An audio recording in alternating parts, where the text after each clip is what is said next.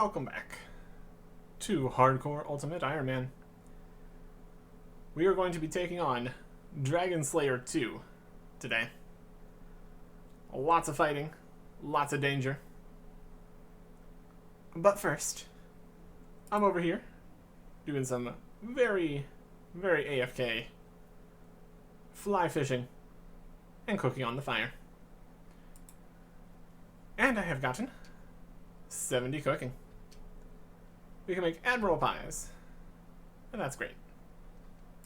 But most importantly, that is level 70 in all skills. And also exactly level 70 in 4 skills. Also, this is now not my lowest skill. It is now fire making. Oh boy. Ultimately, if we did go train a bit more fire making, we can make prayer the lowest skill, and then eventually runecrafting and slayer. So that's probably worthwhile to get Tears of Gothics in something that's not fire making. But we will worry about that later. We've got plenty more fishing and cooking, and then some dragons to deal with. 71 cooking. Nothing. Just getting a bit more experience. Get it further away from the lowest skills. And it's very easy. So, more to come. And there is 71 fishing, leaving prayer and fire making in the dust. And we can use crystal harpoons. There are many parts of that we can't actually do, but okay. Level 70s, only prayer and fire making. So we need to get 40-some thousand fire making XP to not get it at Tears. Alternatively, we could just get it at Tears. That's also an option. Either way, I'm just chilling here for a little bit more. 72 cooking. We can dissect sacred eels. Interesting. There's some use in that. At some point. And 72 fishing. That is level 72 in smithing, fishing, cooking, fletching, slayer, and runecrafting. That is a lot of level 72s. Fascinating. But that should be the last level here. Some fly fishing gear is not going to cut it for Dragon Slayer 2. So we need to get stuff from the looting bag. And that means the usual. Step into the wilderness. Destroy. It says the contents will be lost. They're actually not lost. Turns out. As long as no one shows up. Then they would be lost. And that'd be a disaster. But for now, no disasters.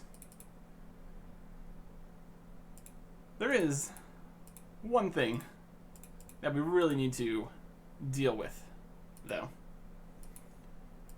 Dragon Slayer 2 has dragons in it. Fun fact. And so, to be as prepared as possible, we need anti-fires. We can easily make them with our advanced herdlore level, but we need lantidimes. And so, we can either hunt down grimy lantidimes or lantidime seeds, neither of which is particularly common. So I'm setting my sights on Dagonoths. Just about as good as it's going to get for lantidime seeds. 1 in 335. Which seems like a lot. Well, Lantidime is a pretty high level herb, so it does kind of check out. Getting the individual herbs from anything would be very slow. A lot of the stocking up huge piles of these kind of things works on the virtue of having a bank and bringing back one at a time until you eventually need hundreds of them way later in the future. But we do not have that luxury, obviously. While we are getting the Lantidime seeds, I might pick up Ranar and Snape Dragon. Maybe just Ranar. Inventory space being as it is. But yeah, the current amount of potions is fine for now. Not too worried about that. So I just need some Lantidime seeds. Going to only plant them in the protected herb patches. But I probably still want more than just one seed. No.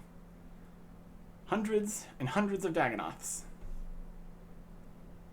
Gives me a reason to train melee, I suppose. Here is 85 strength. No Lantidime seed yet. We are just slightly under the drop rate still, so that's not exactly too surprising. Plenty of XP though, so it's not a complete waste of time or anything. Just going to keep the stats even here. Move on to a defense level. Hopefully we don't get that before the seed. Well, this has not gone well. Up to roughly 900 kills. And it got combined with our previous kills here. So we are up to 2,000 Dagonoths with not a Lantidime seed to be seen ever. We've gotten multiple Snapdragon seeds. That's not the seed we're looking for. So overall, this has not gone well. The whole idea of having a Lantidime herb patch that could go grab a Lantidime when needed would have been pretty convenient. But not in the cards, apparently. So, I will source my Lantidimes as herbs, singular, as needed, in the moment, from Chaos Druids. 1 in 100.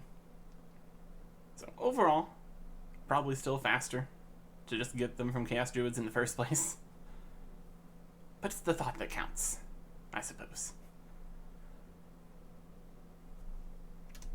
We tried. As a consolation prize, here's some Tears of Ethics. 200 tears going into fire making. 13,000 XP. Still the lowest skill. No. Okay. Also, the reason that I quit going for the Lantidime seed, I got 85 defense. That happened. So at least we got that. Slightly more defensive for the upcoming battles.